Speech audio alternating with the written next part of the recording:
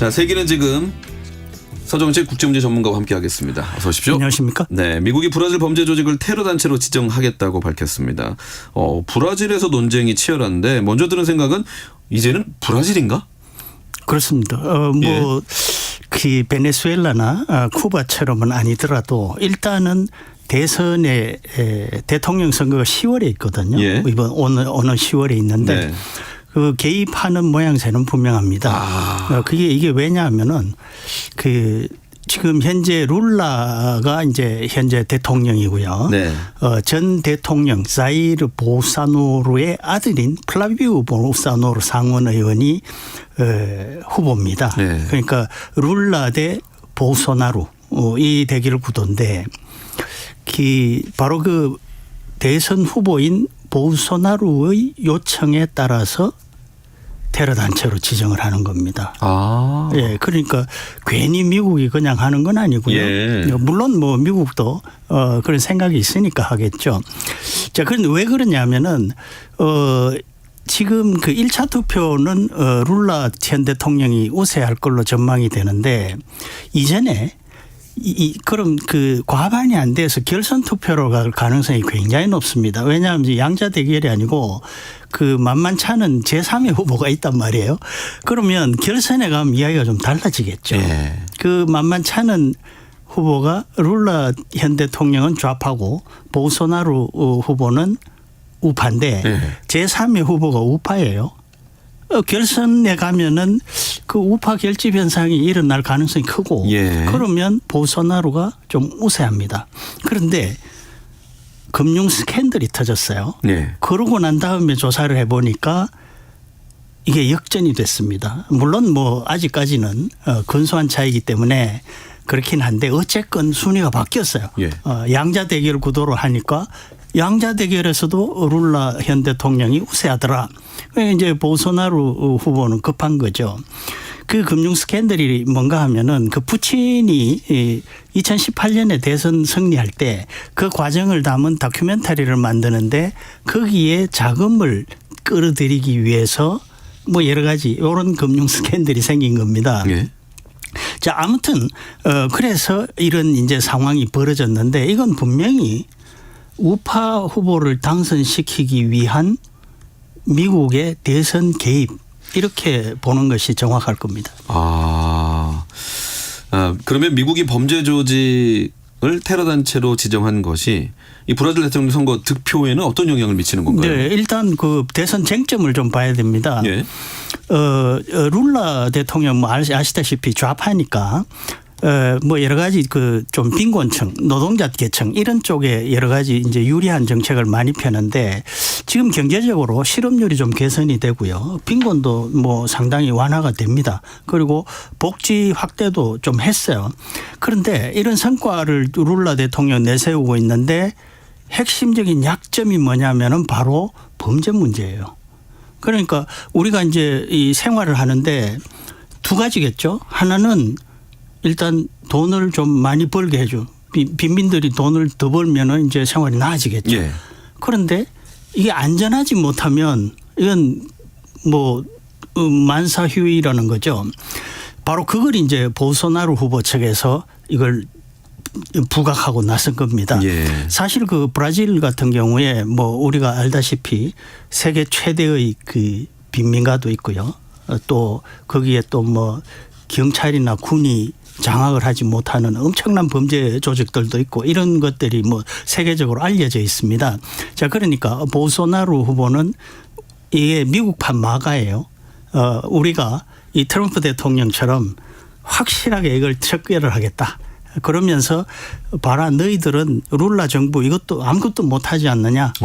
이 이제 미국으로 하여금 테러 단체로 지정해서 이런 것까지 우리가 적극적으로 대처하겠다 이런 식으로 나오는 거죠.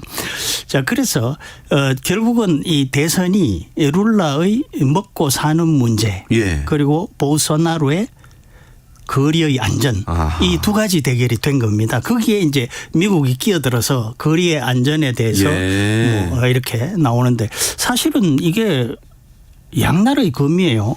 과연 이게 보소나루 후보의 득표에 플러스가 될 거냐. 그럴 가능성이 있습니다. 지지층 결집에는 효과가 있을 텐데 반대로 룰라 대통령이 주장하는 룰라 측에서 주장하는 것은 아니 이게 우리나라 문제를 가지고 남의 나라 가서 그렇죠. 말이야. 이건 조국을 배신하는 것이고 내정 간섭이다. 이런 이제 구도를 만들어서 지금 양측이 굉장히 티격태격하고 있는 그런 상황입니다. 미국 입장에서 보면 트럼프 대통령의 돈노주의, 그러니까 브라질이 핵심 이익이 걸린 나라이기 그렇습니다. 때문에 이 돈노주의라는 것이 바로 이제 아메리카에서 여기만큼은 손대지 마라 이런 이야기거든요. 예.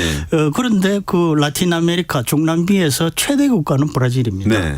물론 미국의 이제 핵심 이익이라는 것은 카리브해, 그 뭐 쿠바나 베네수엘라, 콜롬비아 이런 그 연안국이지만 브라질이 빠지면은 어떤 면에서는 돈노주의라는 것은 그야말로 뭔가 속이 빠진 뭐 그런 것 같다. 그런데 예. 지금 현재 라틴 아메리카는 이른바 블루타이드라고 해서 트럼프 대통령이 2기 집권하고 비슷하게 맞물리면서 이 좌파들이 퇴조하고 우파들이 지금 득세하는 그런 상황이 빚어지고 있어요.